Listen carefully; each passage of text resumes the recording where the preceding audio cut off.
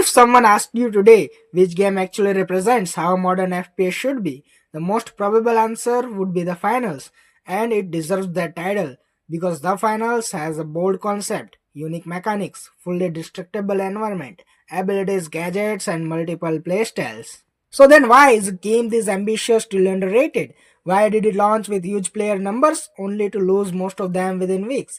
And most importantly, why did they quit? Let's break it down.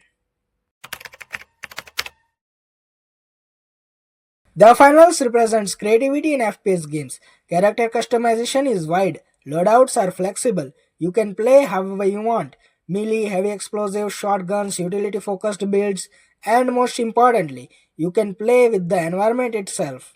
You can place C4 on objects, throw them at enemies and blow them up, collapse buildings, destroy floors and remove cover entirely. This game gives you almost endless combination of play. It doesn't reward just good aim, it rewards ideas. It wants players to think, adapt, use the environment, choose the right utility at the right moment. Play smarter, not harder. On paper, this sounds like the future of FPS. So why didn't it work for most players?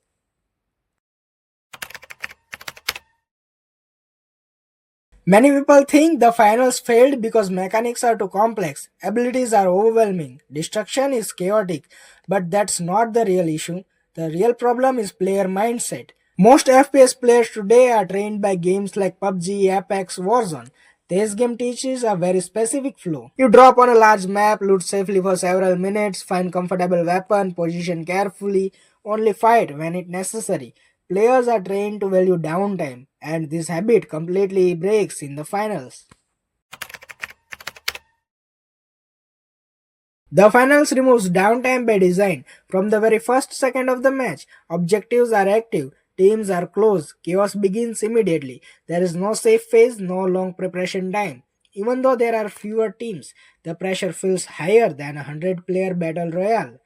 Because instead of spreading tension across 20 minutes, the finals compress intensity into every moment. You are constantly making decisions, moving, and adapting.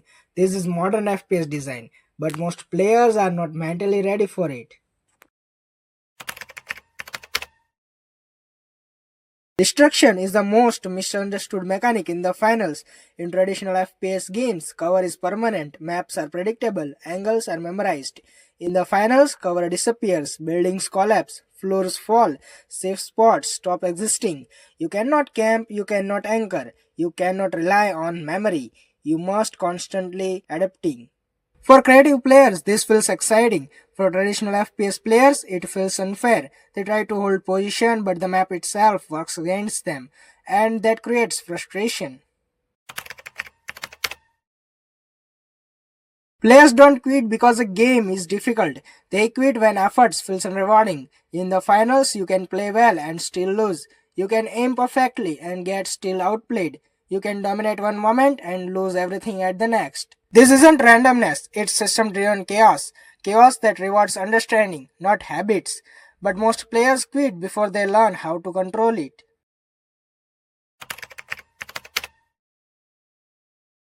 Abilities in the finals are not optional extras. They are core to how fights are won.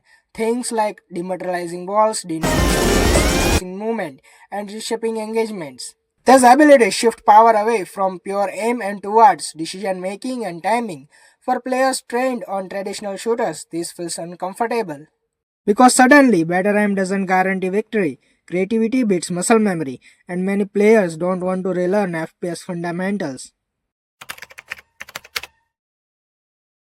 In Battle Royale and traditional shooters, players are used to static maps. They find a position, they lock it down, they wait.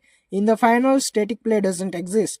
Third parties are constant, maps are always changing, and cover is temporary. You are forced to move, reposition, and adapt in real time. This overwhelms players who expect control and predictability, so they leave believing the game is too chaotic. The finals rewards players who take risks, embrace chaos, experiment, and think quickly. It promotes fearless play. It doesn't say play safe and wait, it says act now or lose control. This makes the game intense, sometimes exhausting, sometimes overwhelming. But for the right audience, it feels alive.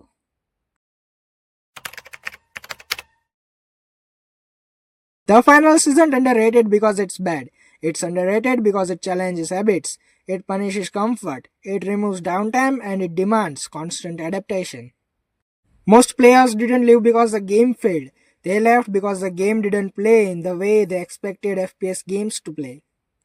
The finals isn't asking you to aim harder. It's asking you to think faster, adapt constantly, and use the entire battlefield. And that's why it represents the future of FPS, even if most players aren't ready for it yet.